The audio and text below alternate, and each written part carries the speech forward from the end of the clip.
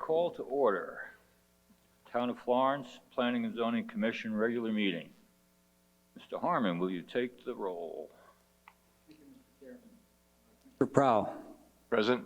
Commissioner Simmons. Present. Commissioner Schmidt. Vice Chair Frost. Present. Chairman Pranzo. Present. Mr. Chairman, we have a quorum.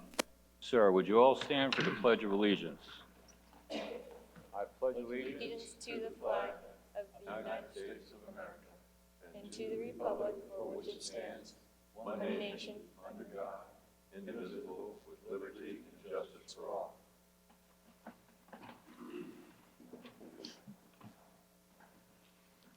Okay, moving right along. Discussion, approval, or disapproval of the minutes of the regular meeting conducted on October 17th. Open up to the commission for any comments or corrections. Mr. Chairman, if I could, on page 2, I noticed my name was spelled wrong, bottom of the first paragraph, Vice Chair first. And then on the second sentence of the second paragraph, which reads, he asked if the engineer for Silver Fern about the idea taking into account that the area, apparently there's some words left out or ones added there that just need to be corrected to make that second sentence read correctly.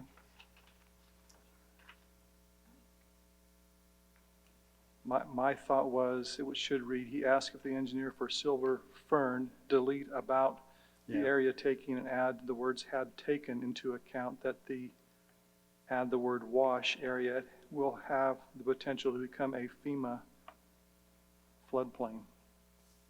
All right. We will correct accordingly. With those corrections, Mr. Chairman, I would make a motion to approve the minutes I'd from second. our meeting of October 3rd, 2019. October 17th. So we have a motion by October. Vice Chair Frost, second by Commissioner Schmidt. All those in favor?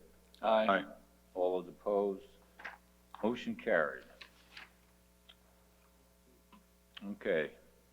We have no old business. Moving on to new business.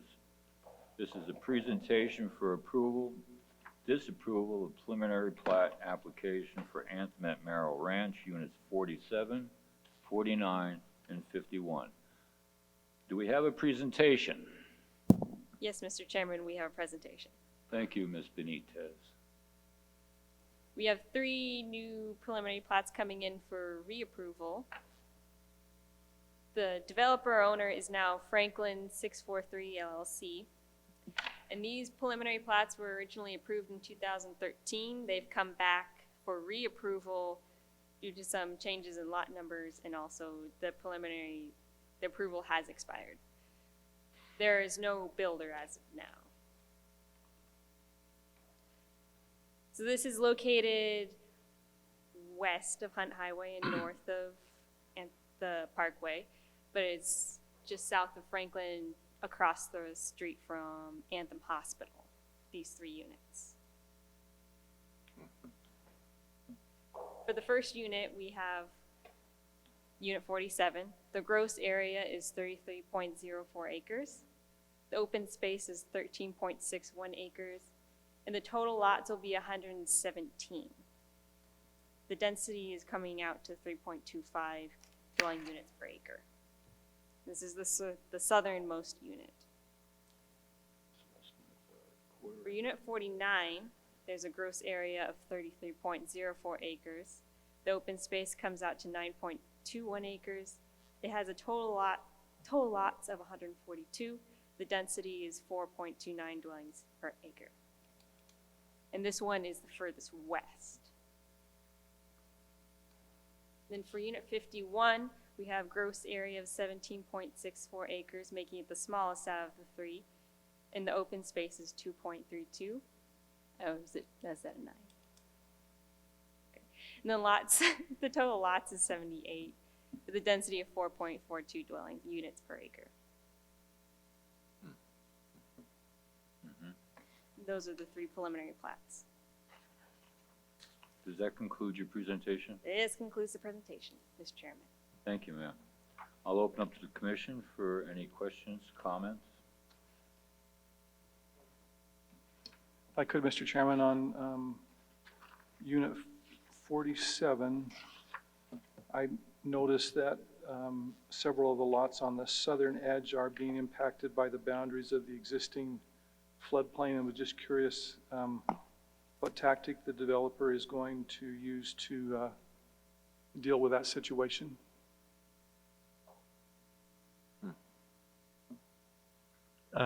Thank you, Commissioners, for letting me come in and address this. I'm Jared Baxter, with Baxter Designs Group. I'm the engineer on the project itself.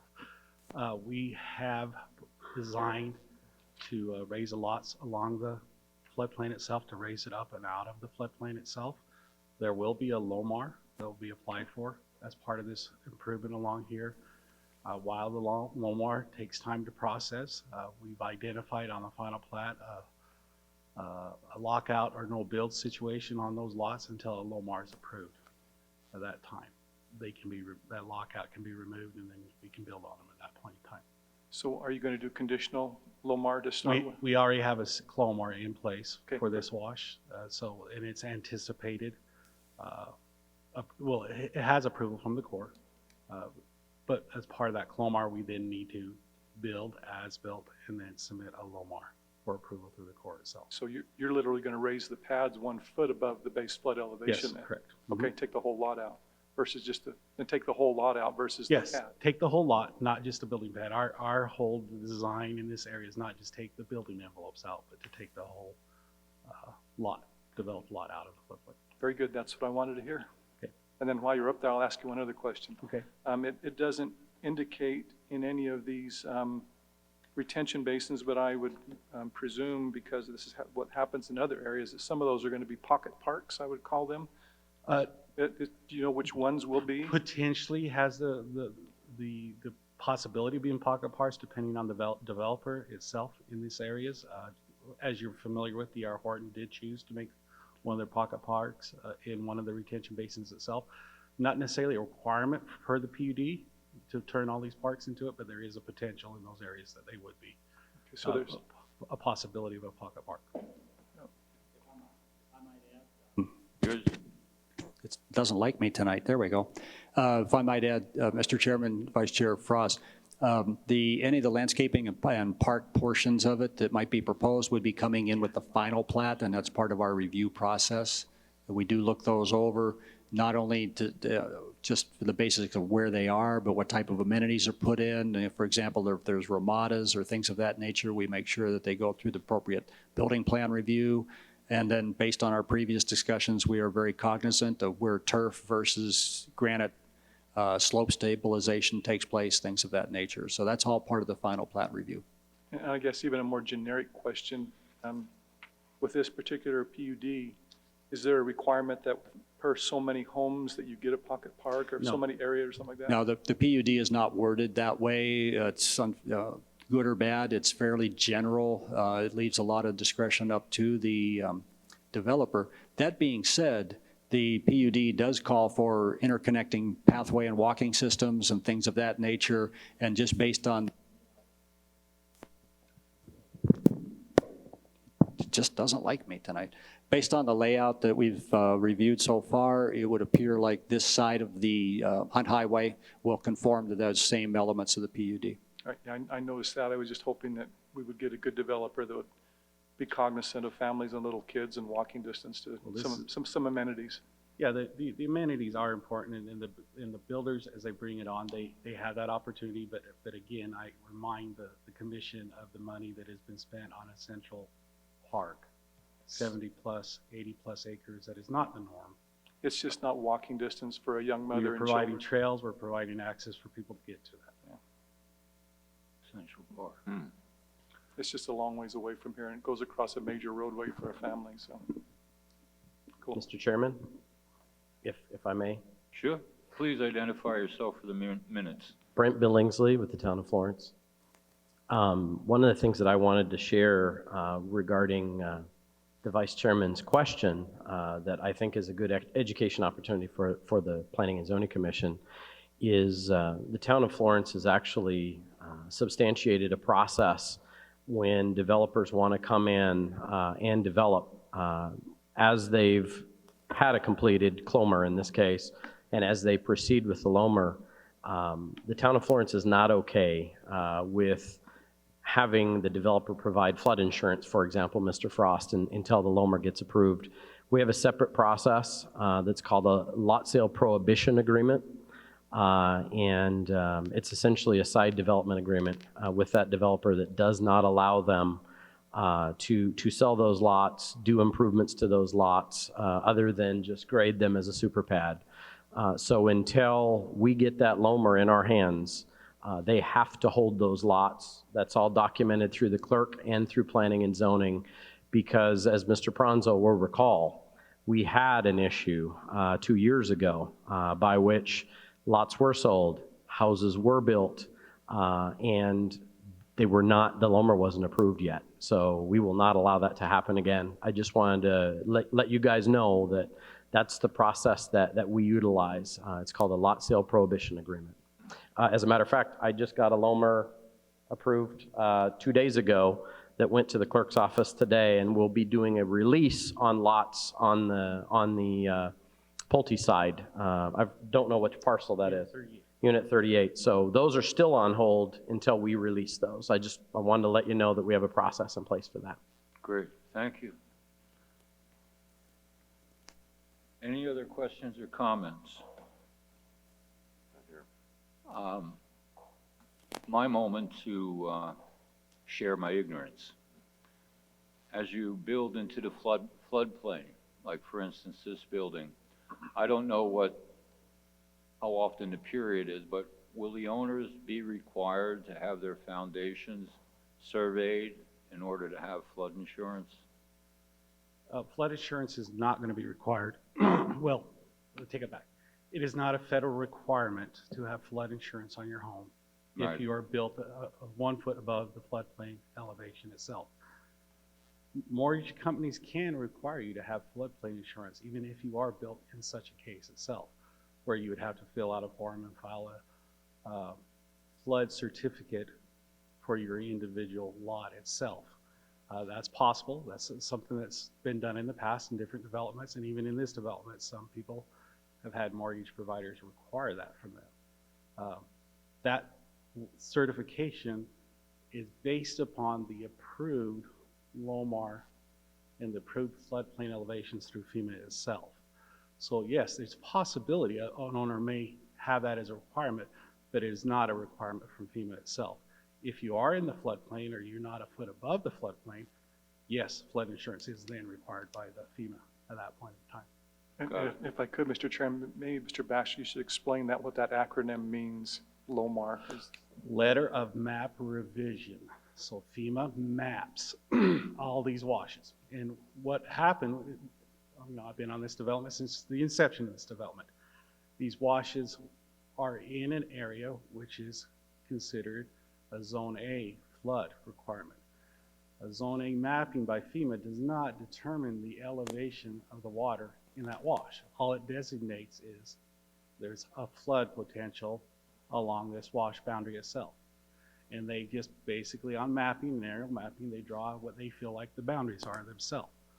What we have done is we've done a hydrological study back when the inception of this development, and we filed what's called a CLOMR, which is a conditional letter of map revisions with FEMA, designating to FEMA how do we plan on protecting the houses around these floodplains, and then determining what the potential elevations are excuse me, for the elevation of flood waters along that parcel itself. So once FEMA approves that CLOMR, as part of that CLOMR approval, they require you to go out, do your improvements based on what those CLOMR suggestions are, and you have to come back and you have to map it. You have to as-built conditions, develop conditions, and show FEMA that yes, you have brought those houses and those building pads up out of that approved floodplain and up above the elevation that's been approved. As part of that LOMR process, then FEMA takes all your data and they actually go and they change the mapping designation of that area to what they call a Zone AE. Zone A engineered or evaluated. People argue that E part or one or the other, but basically they determine what the limits of the floodplain are based on mapping, and they assign elevations along that wash of what the floodplain elevations are. And this documentation is shared with the town. The town is a floodplain manager for this area itself.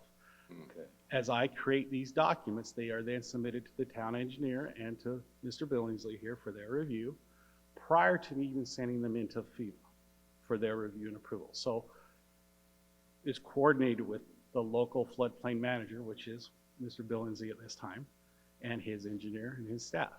They take a review of it, they agree with it, then I send it on to FEMA.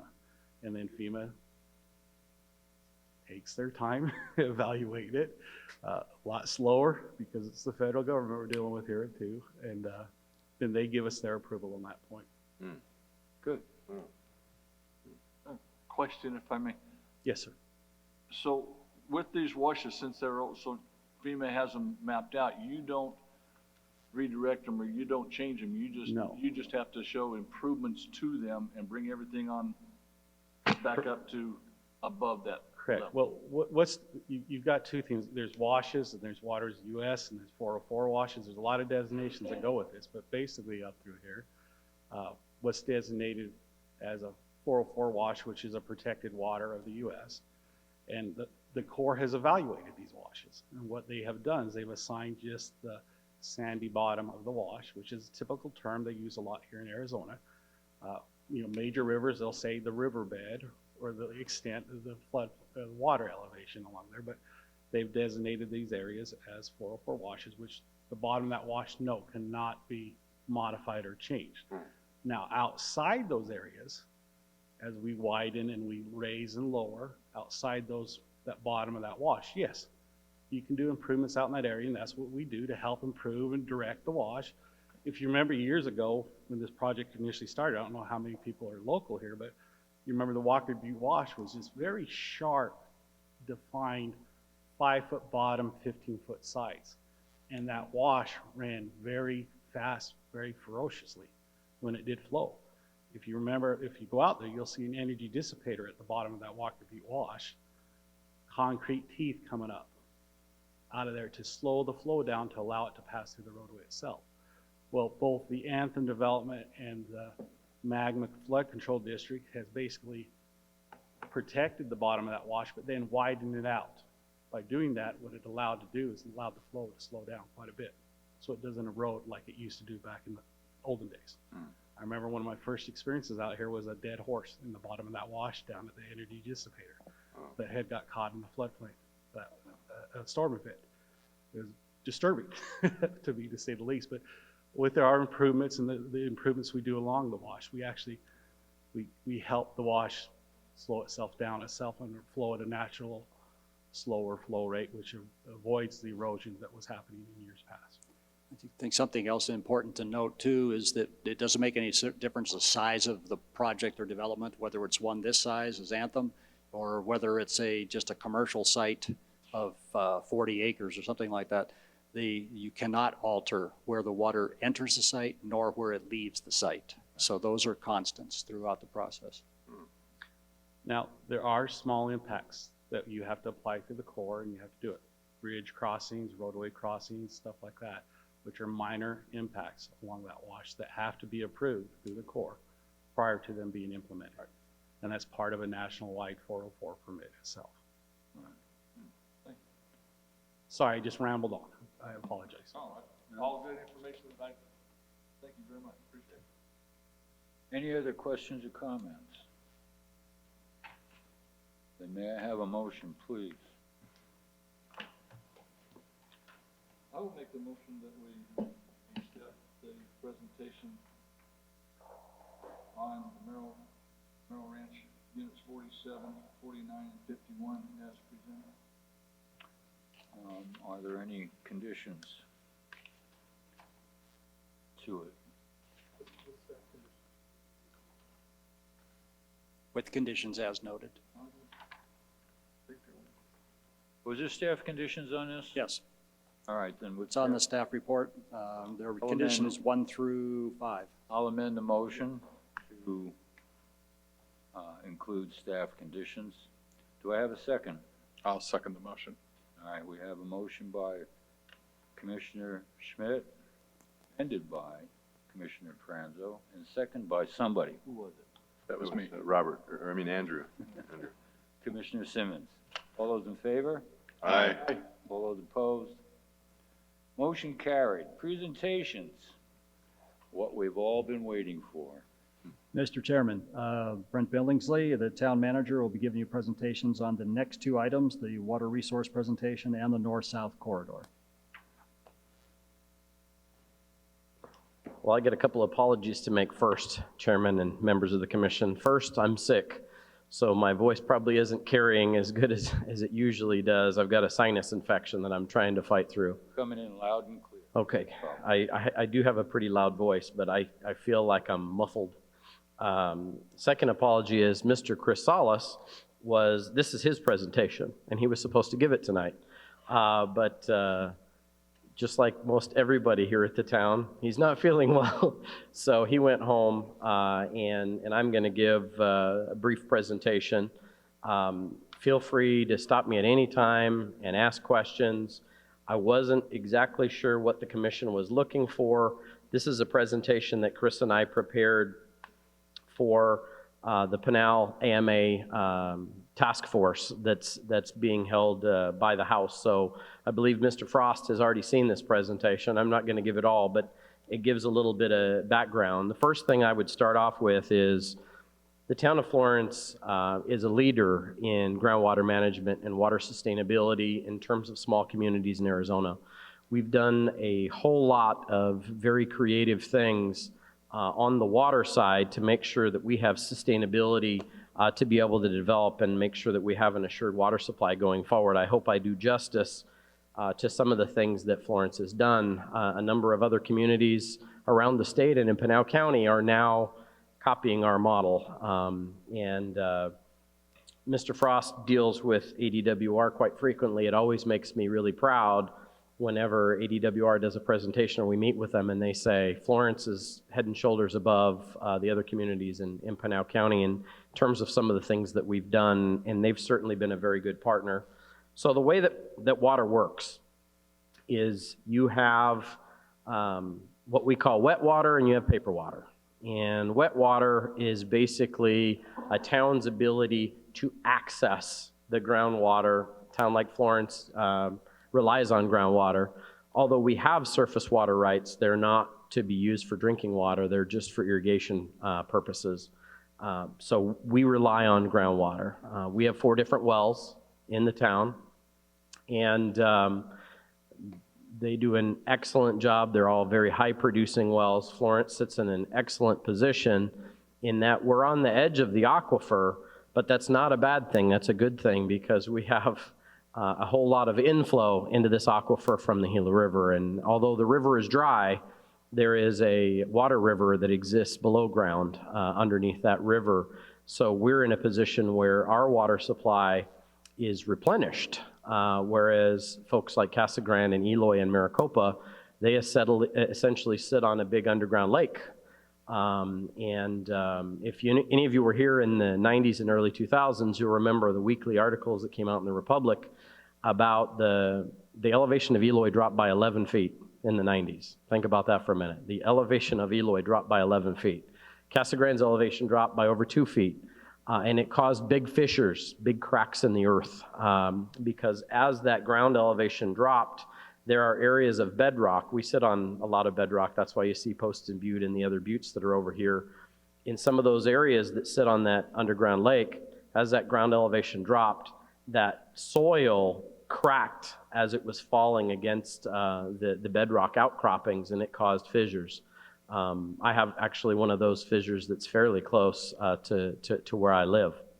So Florence hasn't had those problems. We haven't had the subsidence problems. We haven't had the problems with fissures, and a lot of that has to do with the steady state of our aquifer. So from a supply perspective, the town of Florence is different than a lot of the other communities in Pinal County in that we have an assured water supply designation from the state of Arizona. So that allows us to give will serve letters to developers in this area to make sure that they have their 100-year water supply without having to acquire external water. Our designation is approximately 15,069 acre feet a year. We also have an allotment from the Central Arizona Project. That's what CAP stands for.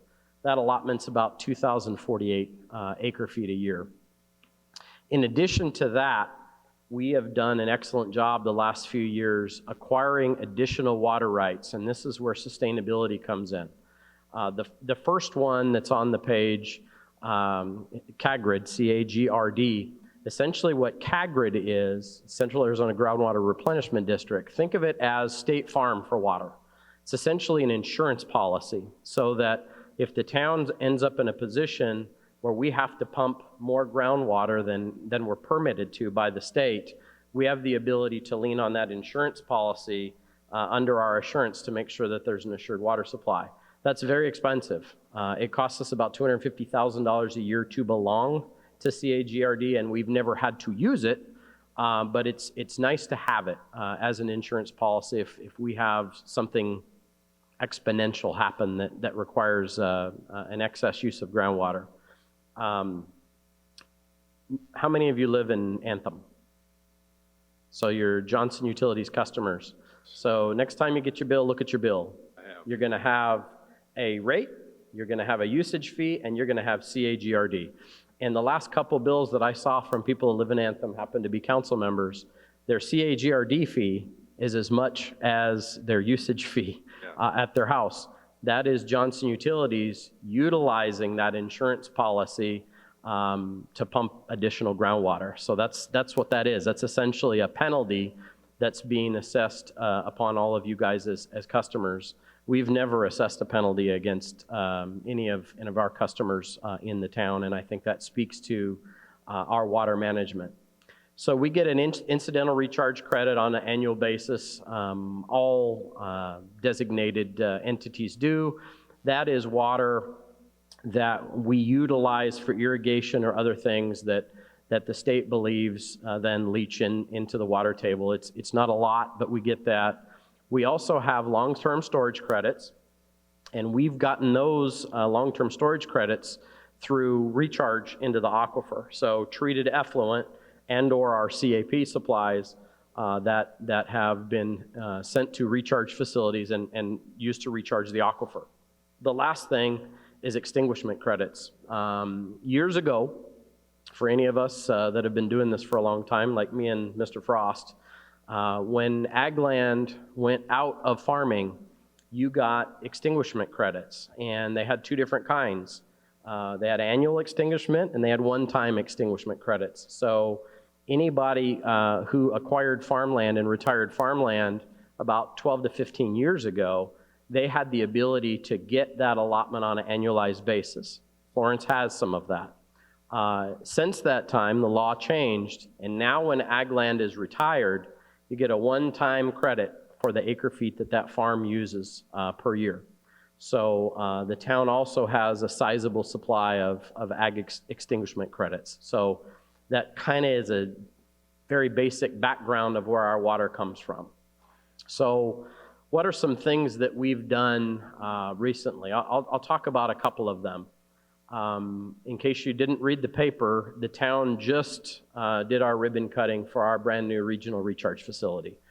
So it came online about a month ago. So we now have a permitted recharge facility under the state in the town of Florence. It is the first one that's not there's two different types. This is complicated stuff, but it's not a managed solution. It's a direct recharge facility. It's the first one of any community in Pinal County. There are other utilities that have direct recharge permits, but we're the first town in Pinal County to have that. We're very proud of that, and that facility is already producing very, very well for us. Secondarily, we've done a lot of things, but one example I would provide is when I first got to Florence, we had an agreement with two different irrigation districts in Pinal County, and we allowed them to utilize our Central Arizona project water. And through their managed recharge processes, we got a portion of that water back in credits. The challenge was that cost the taxpayers of Florence about $250,000 a year. We were $250,000 a year in the red through that agreement. Recognizing that, we decided there's got to be a better mousetrap. So we did a very complicated arrangement that others are starting to copy statewide, which is we made an agreement with the Tonopah Irrigation and Drainage District, which is in the Phoenix AMA. Water is more valuable in the Phoenix AMA than in the Pinal AMA because of the large cities and the water needs there. We did a deal with Tonopah to recharge our CAP water over 2,000 acre feet a year. And once we got those recharge credits in the Phoenix AMA, we then sold those recharge credits to the state of Arizona. We sold those recharge credits to the Central Arizona, to CAGRID, the agency I was telling you before, the Central Arizona Groundwater Replenishment District. And we sold them, or we have a multiple year agreement. We sell them on an annual process to the state as part of that insurance pool, if you will, for water. Therefore, we now net about $450,000 a year where we were losing $650,000 before. So you do the math on that. That's a wonderful thing for the taxpayers in Florence, for the ratepayers in Florence, and for our water sustainability. Well, there's a second stage to that. And the second stage to that is council committed those funds that we receive for that transaction, that agreement on an annualized basis, for me to buy additional credits in Pinal County. So we buy, with that money that we receive, we buy a substantial amount of ag extinguishment credits in Florence on an annualized basis. And to take that even further, the entity that we have that contract with, they're called Greenstone. We did a multiple year agreement and we set a price with an escalator based on CPI, the CPI index, so that we will increase with the rate of the value of that water on an annualized basis. But even better, we've got a set rate and we have a cap much higher than we can afford.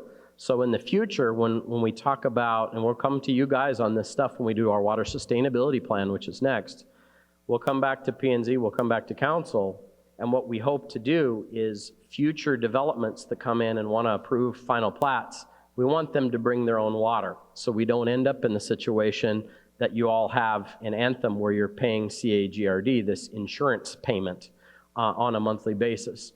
And the beautiful thing for the developer is, instead of having to go to one of the Indian nations or to SRP to acquire that water, we have an agreement set in place at a much lower rate than they would pay through the town to acquire those additional credits for future development. To kind of cap off that topic, we have now initiated our water sustainability plan. So we are going to set forth a protocol. A couple of other cities in Arizona have set forth protocols, including Chandler. But we're going to set forth a protocol on how planning, engineering, and the platting process takes place, and water is a key part of that process. So we're kind of excited about that. We've recently found out that we've received a Growing Water Smart grant from the Sonoran Institute, and we are utilizing the Babbitt Center, which is a water think tank in Arizona based out of U of A. We're utilizing the Babbitt Center to assist us as part of that water sustainability plan, and hope to be on the cutting edge of the interface between land use planning and water policy. And we hope to be used as a model across the Southwest, because the issues that we're having here in Arizona happen other places across the Southwest as well. Of course, we have other partners in Pinal Water Augmentation Authority, ADWR, and the Water Now Alliance, which is a nationwide effort regarding water and water sustainability and conservation of water. One of the things that I didn't say previously is the fact that you folks happen to live in the lowest water use per capita, one of the lowest in the state of Arizona. And we wouldn't even known that until we did our water and sewer rate study about 1.5 years ago, and the consultant came in and said, this is unbelievable. You guys' water usage per capita is extremely low, even lower than Tucson. So that's something to be very, very proud of. Now, I can't speak to the Johnson Utilities areas. I can only speak to the areas that are served by the town. But per capita, we have a very low water usage. Other things that we've done as part of our water and sewer rate study, we took that a step further in that there's a surcharge on those of you's water and sewer bills that live in the town proper and not in Anthem. That is for future water. We're one of the first communities in Arizona to do that. So there's actually a surcharge on every bill that we utilize and set aside to acquire future water from a sustainability perspective. The other thing that we did is we just recently updated our development impact fee schedule and have paid particular attention to water and water facility needs for future development to make sure the development's paying its own way. Some things that are going on right now that Mr. Frost and I have been attending more meetings than we care to talk about is our management plan in the Pinal active management area. We're currently on the 3rd active management plan, and ADWR hopes to shoehorn the 4th in the next 12 months and then immediately transition into the 5th management plan. Under the state law, these are the rules by which all of us in the Pinal County AMA must follow from a water perspective. Now, the comments that you see there aren't necessarily for you guys. These are comments that we wanted to make sure that we made with the ad hoc committee they're very technical in nature, but as it pertains to Florence's opinion of what should be happening in the 4th and 5th management plans. One of the things that has been a head scratcher for us that we continue to bring up and everybody winces at is that last bullet that says 9 million. So the state of Arizona last year approved $9 million in funding to drill additional groundwater wells in Pinal County for agriculture. So the comment that Florence continually makes is ADWR's job is to reduce the use of groundwater. ADWR's job is to manage under the Arizona revised statutes to make sure that everyone's making best use of that groundwater. Now, this is nothing against the farmers, but by the legislature going out and the farmers asked for 30 million and they got 9 million. On one side of the equation, all of us users, municipal, industrial, and agriculture, are all being asked to be more efficient and to reduce our groundwater pumping, while at the same time, the government is putting $9 million up to drill more wells and to encourage more people to pump groundwater. So this is one of those things that's just nonsensical from a staff perspective, and it's something that we're trying to work through. So this particular slide was put in here to talk about Florence's position. One of our real challenges that we have with some of the rulemaking that's occurring is, although Florence is growing, Florence has controlled growth, and we've been very mindful of that. We've also been very mindful for our water sustainability and doing everything that we can to put ourselves in the best position to be able to serve our customers. One of the things that occurred as part of when we were getting our underground storage permits for our recharge facility is the state limited us, doesn't allow us to recharge all the water that we treat. Makes me smile when I think about it because it's another thing that's just ironic. They won't let us recharge all of our water because they're worried that we're going to raise the elevation of the aquifer. So at one side, when it's panic all around because the aquifers are lowering, they limit the amount that we can recharge because we might raise the elevation of the aquifer. So that's one of those that we continue to harp on that is just kind of nonsensical to us. And I don't know if anybody will listen to us, but it makes me giggle to talk about it, I guess. The other thing is the state is trying to treat Florence just like Casa Grande and Coolidge and Maricopa and treat everybody the same. But Florence is different. It's different in the model and the way that they look at the model. It's different in the situation that we have here. And so this comment was there on this presentation to just make sure that the state understands that we are different and to give credit where credit's due. Why is that important? Because Florence really is different, and we're different in a lot of ways. One of the things that you may not realize is we're the only large municipal water provider in Pinal County.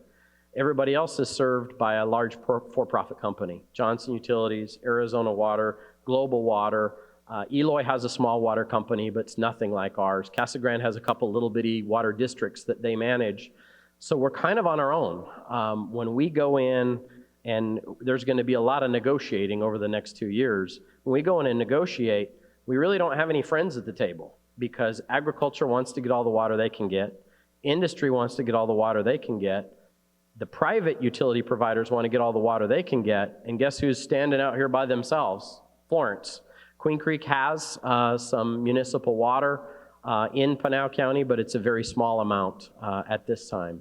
So we're in a unique position, and we're trying to set ourselves up in that way. One of the good things about this process, this presentation, I don't even know if Lonnie knows this, but since we gave this presentation, Chris presented that day, I presented that day on the policy side of things, we've had 2 meetings with ADWR. Individual with Florence and ADWR and their staff. One of those was a technical modeling meeting where we were able to go in and present all of our comments on the Pinal AMA model. And quite honestly, it was a great meeting. There was a lot of good conversation and an understanding of our position and education on our side, so that was a good thing. There is a huge issue in the model, and I'm going to go at this 2 different ways. It's a huge issue because it's a policy issue, and AWS stands for Assured Water Supply. So in my line of work, there is the technical side of things and there's the political side of things. And sometimes bringing those 2 things together is exceptionally difficult.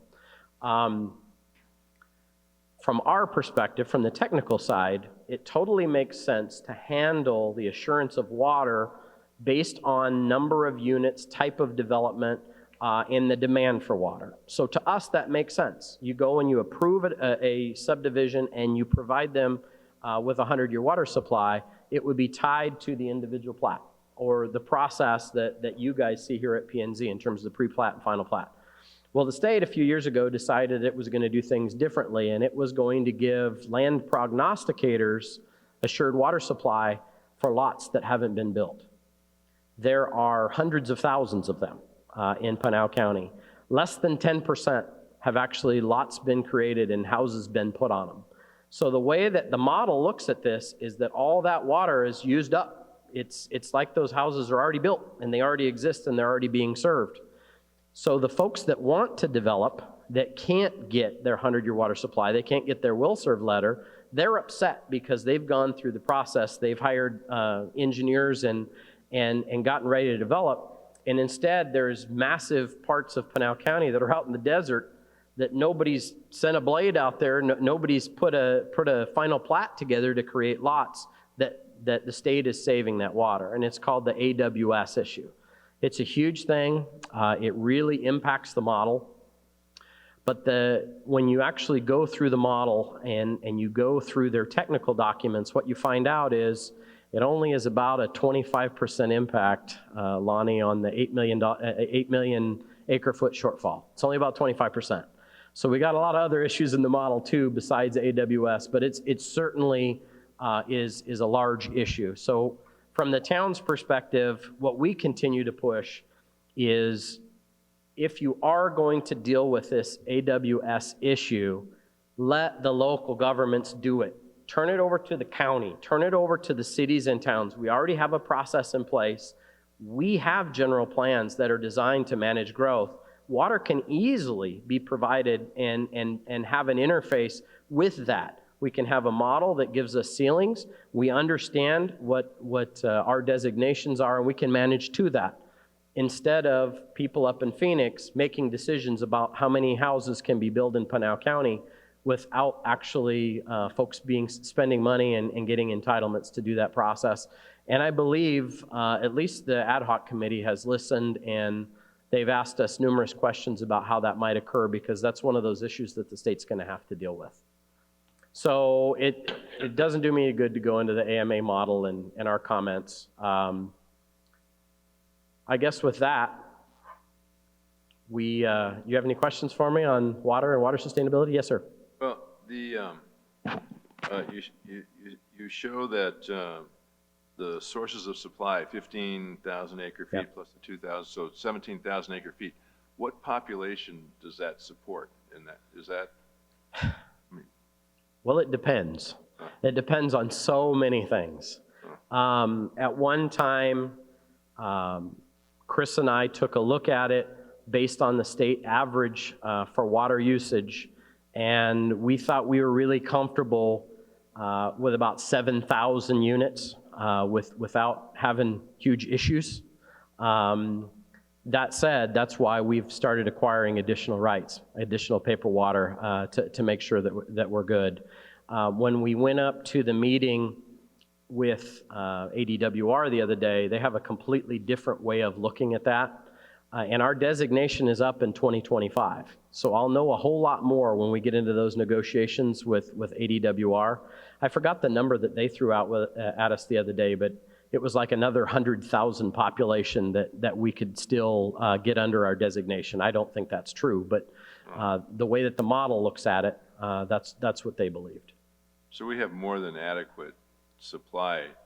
We are sitting better than any other community in Pinal County as we But speak, knocking on wood. You said the per capita usage was one of the lowest Yeah, in Florence.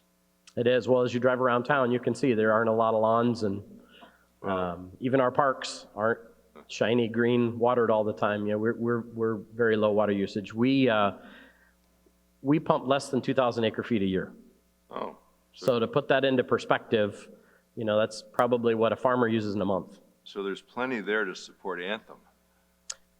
Oh, that's an interesting question. Why don't, So if you start asking me about Anthem and Johnson Utilities, I have to refrain because we're actively in litigation. oh, So, okay, yeah, but okay. yes, we've been very involved. As you probably know, we've been very involved in the Johnson Utility issue.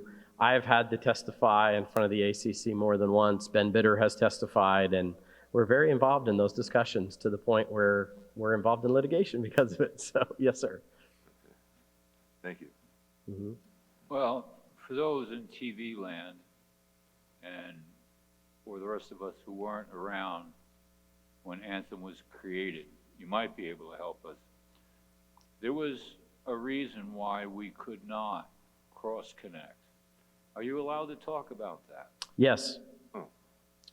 At the time when Anthem was created, the town didn't have the fiscal ability to provide the resources that would be needed to put what we call the plant in place. So the plant isn't just the sewage treatment plant, it's the wells, it's the storage, it's the collection system, the transmission lines, et cetera. And so the town at that time made a decision to essentially split Anthem in half. Everything that is west of Felix Road would be Johnson Utilities. Right. Everything that is east of Felix Road is the town of Florence. So as Southwest Value Partners sells, or as Pulte continues to grow and add development on the east side of Felix, that will be the town serving that, and we will have to install that plant. Now, since that time, Mr. Pronzo, 2 different CFDs have been created, which are districts that provide financing for infrastructure. So one of the reasons that Anthem is such a beautiful development is because the developers were able to utilize this alternate funding strategy so that you have nicer amenities than other like communities. Right. And what that is the developer, in most of you guys' cases, I'm sure, since D.R. Horton's new, Pulte was able to go and finance all of that infrastructure, the streets and the curb and the sidewalk and the collection system and all those improvements. And then over time, you guys pay an assessment every year. Over time, that assessment will reimburse Pulte, not for all the investment that they've made, but at least a portion of the investment that they've made, if that helps. Thank you, sir. Mm-hmm. Any other questions or comments? please. I'll start with a comment. First, thank you, Brent. I think it's important during this time of great negativity in our area to hear positive news about water, and I think that's valuable. I hope a lot of people from the community are watching this evening to hear the story. You explained that, that complicated wheeling and sale process that you're currently using with the CAP supplies, and you said you are currently able to buy credits. What are you averaging buying credits with that $450,000 you're given to work with? Let me see if I've got something here. If I remember right, please don't quote me on this, but I think I bought over 4,000 acre feet of credits last year. So a bunch of water. That's great. So you're doubling that's awesome. So, and I assume that the agreement that you have eventually terms out, and then what is the plan for this 2,000 acre feet of water? Well, I hate to brag, but the way all these agreements were set up, I set them up as a 5-year agreement with other extensions, and all of them have very fair escalators on the town side. And as you know, water gets considerably more valuable every year. So if we wanted to stick with those agreements, we could, and we will continue to grow that nest egg. I think this last year I just got a check a month ago. I think we got about 462,000 this year. I think last year we got like 430. So that's how much the same amount of water had appreciated in 1 year just because of that raise in price of water. The beautiful thing is we've set it up with an opt-out clause after 5 years, and I'm already 3 years into 2 of those agreements.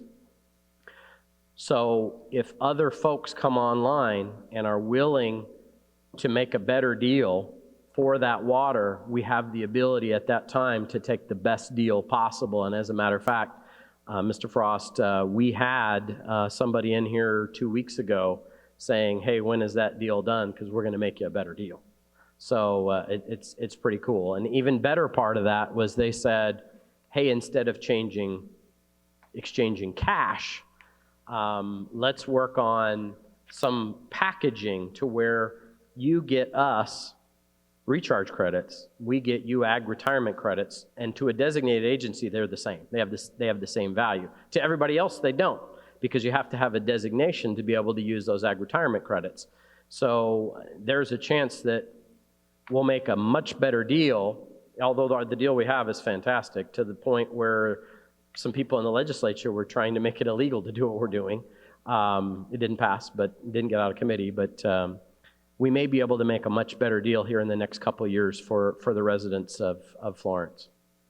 But this is a multi-million-dollar deal to the town of Florence, which we were losing $250,000 a year every year prior to doing this deal. Great. And this is a curiosity question. How much of the prison population do you serve? Out of the We town? serve Core Civic, we serve GEO, we serve the INS facility, we serve the county jail. We do not serve, I know we don't serve Iman, but I don't think we serve the central unit either. However, we do process the sewage waste from the central unit. So that's actually a positive for us on the recharge. So if you look at the gray water that we treat on an annual basis, we actually treat more gray water than we pump out of the aquifer. So that gives us another opportunity to be in the positive.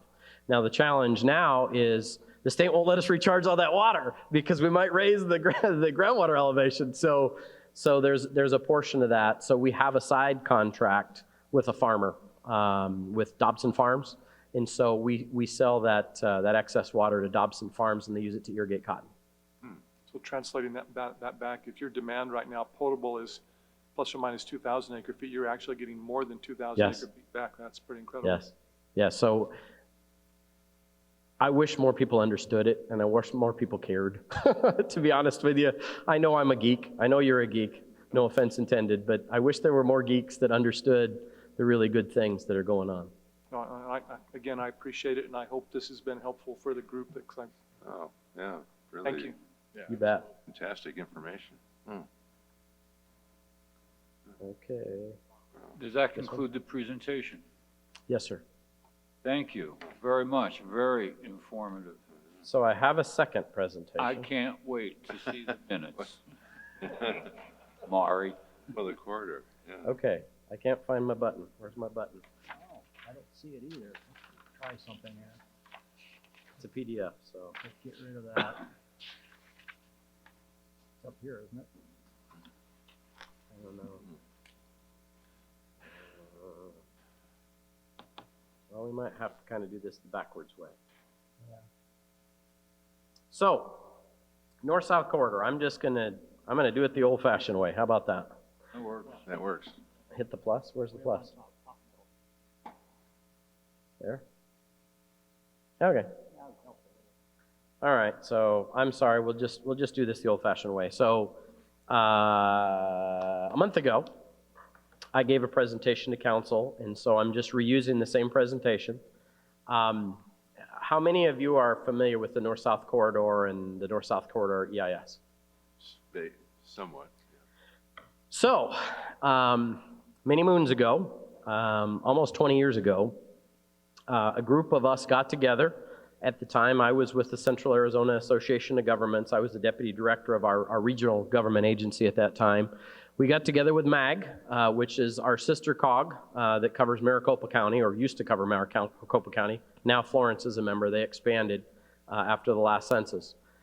We got together and we said, we better start planning for these large corridors far in advance of the growth that we know is going to occur in the East Valley. So this is prior to the boom in 2005, 2006. But we knew that the growth that was starting to go in the West Valley, in Buckeye, Surprise, Goodyear, it was logically going to come out to the east in areas like Queen Creek, Apache Junction. Nobody knew what Santan Valley was going to do, what Santan Valley was going to do. We started to study it. So we did an area plan study, and that kind of set the baseline for what has become the north-south corridor. As part of that process, it was determined that a north-south freeway has to occur over on the east side of the valley, not only to relieve I-10 and the congestion that's continuing to get worse on I-10, but to also give access to the easily developable lands, residential, commercial, industrial, et cetera, that exist out here in the Far East Valley. So 10 years ago, ADOT started down this process of studying the north-south corridor. So here we are 9 years in to this process. The first part of that process, do any of you understand NEPA or the National Environmental Policy Act and environmental clearances? So it's actually required by federal law that before federal action takes place or federal funding is spent on large and small projects, an environmental clearance document has to be provided. So there are 3 different levels. The smallest one is called a categorical exclusion. That's if you're doing a small project like an intersection or a signalized intersection or a minor road project in areas that have already been disturbed, and it's not likely that there's going to be any significant impact on environmental resources. You can get a categorical exclusion. The next level of that study is called an environmental assessment. That's a more detailed study to determine if there will be significant impacts.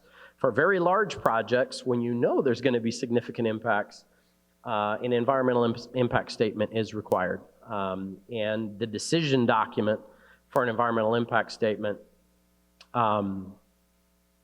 typically takes 3 to 5 years. So for a federal process that typically takes 3 to 5 years, this one's 9 years in. Very complicated project, a lot of people involved. Just on September, did we get the first level of that environmental impact statement. So the first level is called a DEIS, a draft environmental impact statement. At each level, there is a public review process that's required. Anybody is able to comment on the DEIS, and that's encouraged. Any technical comments that have merit must be addressed by the project team. The sponsoring agency for this is the Federal Highway Administration. The agency that actually manages the process is the Arizona Department of Transportation. They also have a whole litany of other agencies that are involved, and they're called cooperating agencies. Florence wasn't a cooperating agency. State Land, BLM, National Park Service, Department of Forestry. These are the entities that typically make up cooperating agencies. At the second level of a EIS is called the FEIS, which is the final EIS, and the decision document is called a ROD. At each level, public comment can be provided. So this one was released in September, and when it's released, this is what the document looks like. I printed it out double-sided, so it's about 1.5 inches thick, double-sided. You're encouraged to review it and comment. So obviously, the town took that very seriously, and then they have to have a series of public hearings that are required by law. We were able to host one of those hearings here in Florence. They also had one in Santan Valley and one in Eloy as part of the process. And those meetings are set up to educate people and to receive meaningful public involvement, and then in closing, to receive actual technical comments on the document itself. Those already took place, and the comment period is already passed. So to get into the meat of it, it's a very detailed document. I can't see it on this screen. I know you can't see it on that screen, but there are a whole bunch of environmental resources that are looked at, from water quality to air quality, to protected species, to environmental justice, to secondary impacts. I used to do this for a living. I used to manage large EIS projects, if you didn't notice.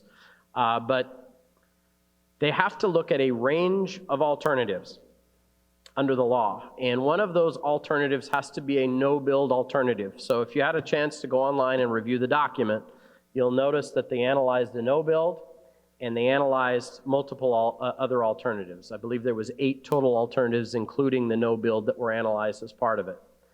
They were made up of primarily 3 different corridors. One that was called the West Corridor, which I'm colorblind, but I'm told it's in yellow on this map, and then 2 eastern corridors, especially as it go through Florence, and they're shown in purple. The one thing that I did not describe was that this is a very different EIS process than would occur on normal projects. This project is so complicated, this project is so large, and there are so many entities involved. The Federal Highway Administration doesn't want to have a decision document until there's funding to build it. So they called these tiered EISs or phased EISs. So this first study, although it's taken 9 years, is actually pretty general in nature as compared to a typical EIS, because the intent is, once they have a preferred alternative in the Tier 1, that individual segments, as they have funding, they have to go to a second phase or a Tier 2 on those individual segments.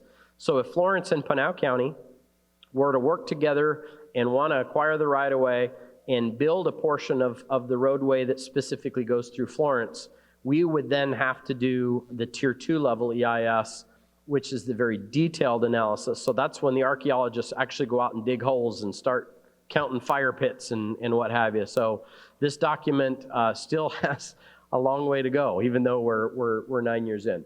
So the preferred alternative in the document is alternative 7. So it's shown here. I will tell you that Eloy is not very happy because it's not the alignment that Eloy wanted. Coolidge is very happy because it's exactly the alignment that Coolidge wanted. Florence was kind of and I'll explain why here in a second, because of a number of different things. I think by and large Pinal County is pretty happy, and we've had a number of meetings with Andy and the team. Queen Creek, not happy. Queen Creek has an alternate that they would like that's further to the west through Santan Valley and through their community. So mixed results. The good news for Florence is that we ended up in instead of bad, right? So of the 2 alignments that go through Florence, there is, gosh, I can't see it worth a darn. Now keep going. Keep going? Okay, here we go. In terms of, well, I guess I'll go through the segments. So these were the various alternatives looked at in segment 1. Segment 1 is from US 60. US 60 is right here into Santan Valley. The purple is the preferred. Segment 2 is this portion that specifically goes through Santan Valley. So here's the western alternative, and here is the preferred alternative. Segment 2 is north of Arizona Farms Road. Segment 3 is us. Yellow alternative bad. That's the western alignment that we've been very much fighting against. This is the alignment, the purple alignment here that has this bend. That's the eastern alignment. That is the alignment that the town of Florence twice has done resolutions of support for, and even furthermore, that's the alignment that was used by Pinal County, Florence, Coolidge, Apache Junction, Queen Creek, as part of the excise tax election that went to the voters 2 years ago. So Florence very much from the get-go has supported this alignment. So although that alignment was not chosen as part of the preferred alignment thus far, this alignment, and I'll explain them a little better, this alignment isn't bad. It has some positives. So first to show you, the eastern alignment, this is 287. This is downtown. This is Florence Gardens. So this alignment would come off between the dump and the Tohono O'odham community, go through Dobson Farms, turn towards town, go through part of Heritage Square by Florence Gardens, and then bend back in on the backside of Anthem to end near the railroad tracks on Arizona Farms Road. So you guys all understand where that's going? This alignment takes off between the dump and the village and heads across Dobson Farms and goes between the solar farm and Florence Copper through a future phase of Anthem, and then again meets at Arizona Farms Road. The first thing that I like to explain to people is when you build a highway, the alignment isn't as important as access to the highway, because access to the highway is where you make the moolah. That's where the property values go up. That's where the commercial and industrial development want to occur, as well as your high-end residential development and those types of things. We call them clusters. So the development clusters occur near where the access is provided. So if you look at both of these alternatives, the document only gives us 3 points of access. They give us access at 287, which, as you can tell, is the same for both alignments. They give us access at Arizona Farms Road, which, as you can tell, is the same for both alignments. And they give us access at Hunt Highway. So it would either be Hunt Highway near the Florence Copper Mine, or it'd be at Hunt Highway near the bridge in Florence Gardens. So if the intent is to make sure that we go east so it's closer to town, and you don't have any access to town, that's a problem, right? So as part of our comment period, we provided pages of technical comments. We sent 2 different letters. I sent one for me with the technical comments, and then the mayor and council sent a letter, and I'll explain to you what the council letter said. Access is vitally important to us, and we're not opposed to this alignment. We're opposed to the west alignment, but we sure would like to see an opportunity to have a future interchange on the south side of the river. So instead of just relying on an interchange on the north side of the river, we would like to see the ability to have a potential interchange on the south side of the river. So that's one of our comments. The second one is, if this preferred alignment goes forward, it doesn't make a lot of sense to put an interchange by a solar farm, a mine, the Post and Butte Park, and a railroad. The interchange the ramps on that interchange are going to have to deal with that railroad in some way. So we worked with the developers. He represents all of them.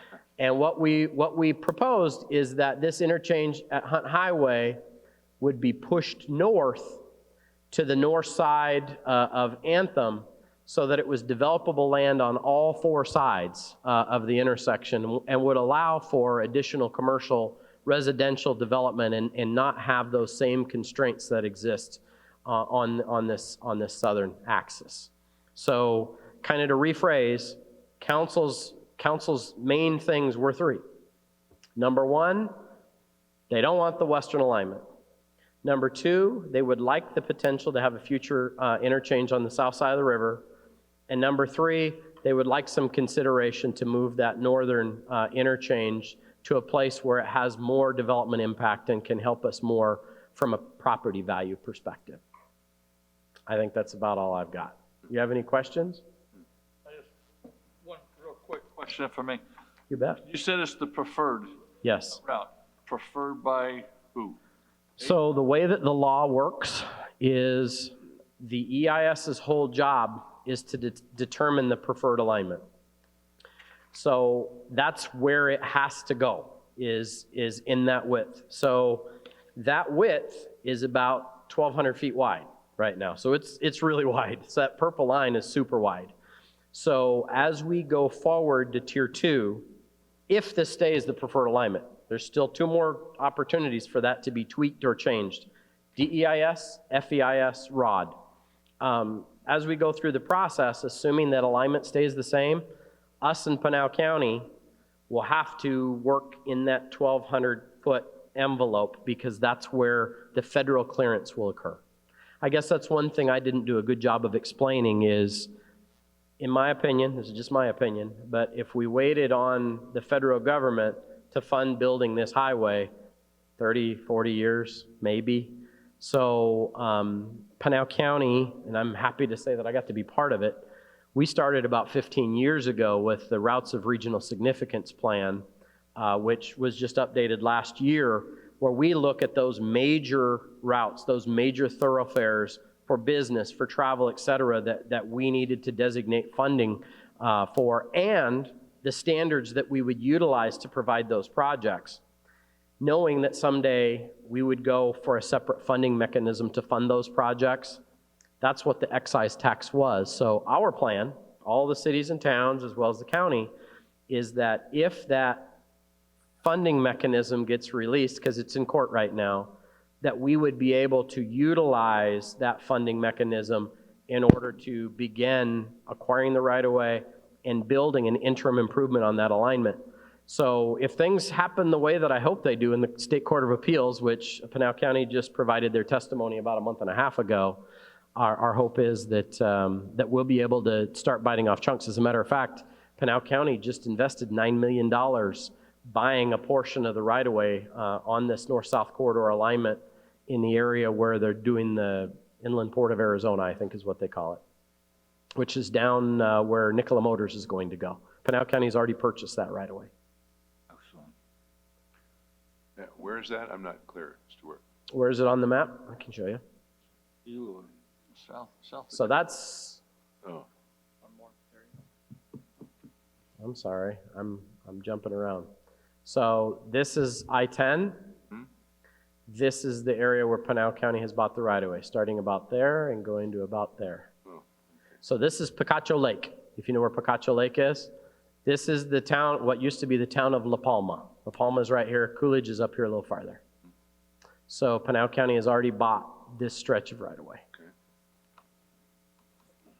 And we should also note that Coolidge has annexed all that area down in there. And that's where the Nikola Motors is going in. That's the area they got first. oh. If you're a longtime Pinal County resident, that's known as the Mesa Water Farm.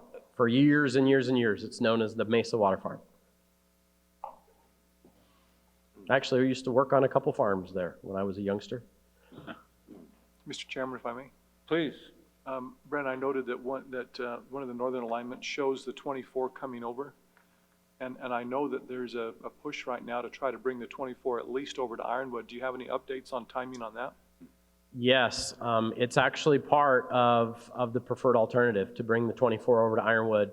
Now that's a MAG decision at this point, MAG and ADOT, but the town of Florence supported Queen Creek in their most recent request.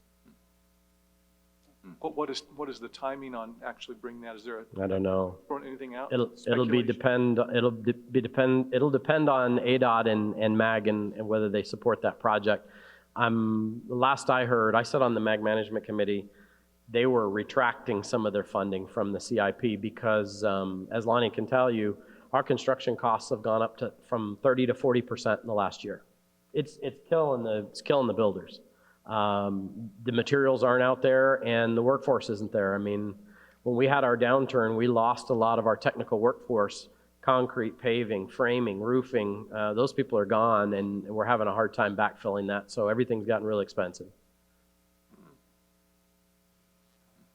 Any other questions or comments? I've had fun. Thank you. Thank you, Mr. Billingsley. Good. Moving right along, short but sweet, please. I will do my best, Mr. Chairman. Redevelopment plan update, based on the open house and community meetings that happened recently, and some of the input, of which there was a lot, is very well received. We will be having a summary report put together into a draft plan that will be distributed, and we're only, at this point, I would say, 30% into the project. So there's going to be a lot more public opportunity, public comment, be in front of you on at least one occasion. There'll be HDAC will also be involved. We're looking at doing a joint meeting with the two of you, with the Historic District Advisory Commission and the Planning and Zoning Commission. So since both of you will have intimate involvement in any administration of the project. So it's right on schedule and moving forward. A little side note to it, as part of some of the efforts to try to start stabilizing downtown, staff had started drafting a vacant and abandoned building policy for the council to review that would do a registry of these absentee property owners, the vacant buildings, make certain requirements for them to stabilize them and things of that nature. Well, word got out, and between ourselves and Superior, the League of Cities has taken this on, and they are drafting legislation. Myself and representatives of Superior, Kearney, Winkleman, a few other places are on the stakeholders group. So it looks like we'll have pending legislation coming forward in the near future that would allow cities and towns, enable cities and towns to be a lot more forthright and forceful in the stabilization and maintenance of these properties that have been vacated in our community. So that's all, it's like all parallel paths right now. And we feel very fortunate that the word's getting out to the state that there's problems in rural communities. So, general plan update. Council has approved awarding of the contract to Michael Baker International. Contract is signed at our end. It's in their hands now just to sign and return to us. We'll be doing our internal staff kickoff meeting within the next 2 weeks. So that is ramping up. You'll be obviously intimately involved in that process throughout as it moves forward. There's a lot of different things that went into this particular RFP. Look for one in particular you should be aware of, as we are looking at reducing the planning area that we currently have by anywhere from 12 to 20 square miles. One of the reasons is because Queen Creek has already started annexing into our planning area.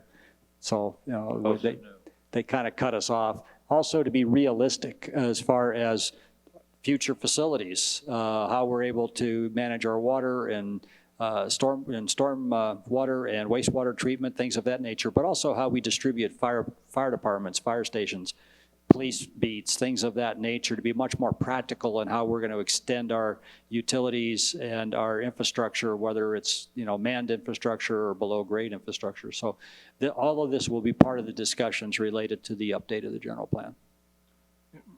Mr. Chairman, if I may. Please.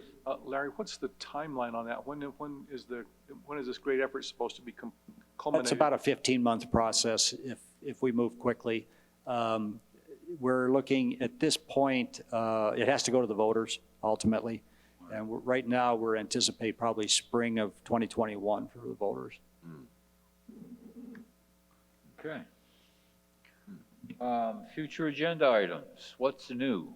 Well, as of today, nothing for the next agenda, so we'll see what happens for the 21st. When we get into December, however, we have a number of projects that'll be coming forward. I do have to hand out to the 5 of you at the conclusion of the meeting the module that Dana Burkhart's been working on, that you have seen and reviewed. He has put together a revised copy that I'll give to you. Take a look at it. We're asking for comments back by the 22nd of November. Mr. Frost, we actually have attached your original comments that you had to your draft also, so you can do the comparison. Excellent. Other than that, I don't have anything hardcore until, again, like I said, December. We do have a conditional use permit coming in at that meeting, the first meeting in December, for a church on West Franklin Road. Okay. Is that it? That's it. All right, thank you for short and sweet. Call it a public. Is there any public comments? I'll close, call it a public, open to the commission. I have a current event. Can you believe it? Oh. November 11th. Right. Dedication. Veterans Memorial. Am I saying it correct? That's a memorial? Okay. Be there or be square. What time is it? Time, what, 11 to 12, isn't it? Yeah. Yes, please be there. Other than that, any other current events? Mum's the word. Then I will ask for a motion to adjourn. I'll second. I have a motion by Commissioner Schmidt, second by Vice Chair Frost. All those in favor? aye. All those opposed? You know, nobody ever opposes on that one. Okay, good meeting.